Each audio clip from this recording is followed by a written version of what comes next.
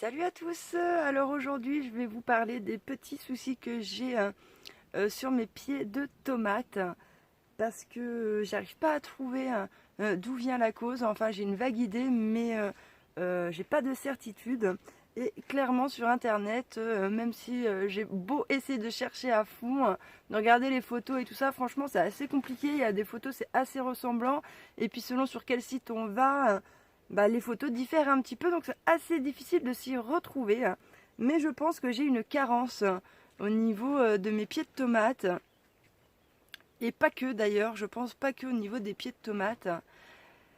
Je pense pas que ce soit une maladie, mais peut-être que vous allez pouvoir me dire, parce que je sais que sur ma chaîne, il y a quelques personnes qui sont fins connaisseurs.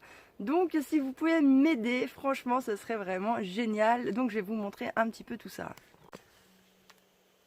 Alors déjà, ça a commencé par ce pied de tomate. Donc j'ai commencé à voir en fait qu'il tirait pas mal la gueule. Et donc j'ai constaté que, bien comme on peut voir, les feuilles avaient des petites taches brunes. Et puis donc en fin de compte, ça finit par se nécroser un petit peu. Vous voyez? Alors pour l'instant, les fruits ne sont pas touchés. Et donc j'ai constaté aussi que sur les autres tomates, eh bien, j'avais un petit peu des symptômes un peu similaires. J'espère qu'en vidéo vous allez pouvoir voir.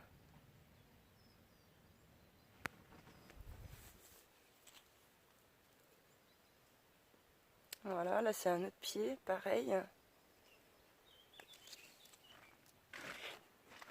Et donc je vais vous montrer le pire. Le pire c'est celui-là. Et pourtant c'est celui qui n'avait pas été attaqué tout de suite en premier.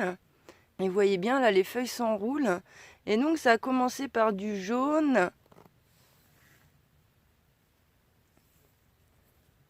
Ça se décolore. Ça fait jaune et puis après les feuilles elles sèchent. Et elles pendent comme ça. Enfin, elles sont pas trop sèches en vrai, elles sont molles quoi. Alors je sais pas trop ce que c'est. Au début je pensais à une maladie, mais quand j'ai regardé les maladies, je trouvais qu'il y avait des trucs ça correspondait pas trop.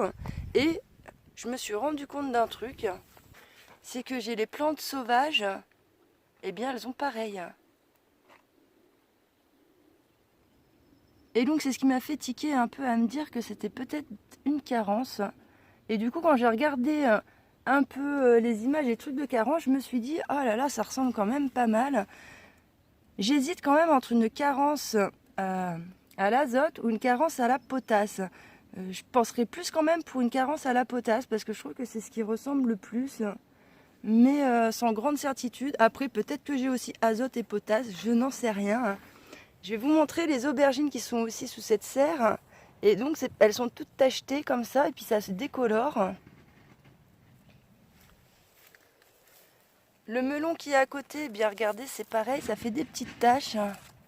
Donc voilà, et bon clairement, je suis un peu perdue, je ne sais pas ce que c'est, mais bon il faut que j'arrive à trouver ce que c'est quand même pour comprendre et puis que l'année prochaine ce soit quelque chose que je règle. Bon, si c'est une carence en azote, je me fais pas de soucis avec l'urine, je leur ferai un petit traitement et ça va aller nickel. Si c'est un problème de potasse, je mettrai de la cendre et je réglerai aussi le problème. Donc pour ces alternatives là, ça va.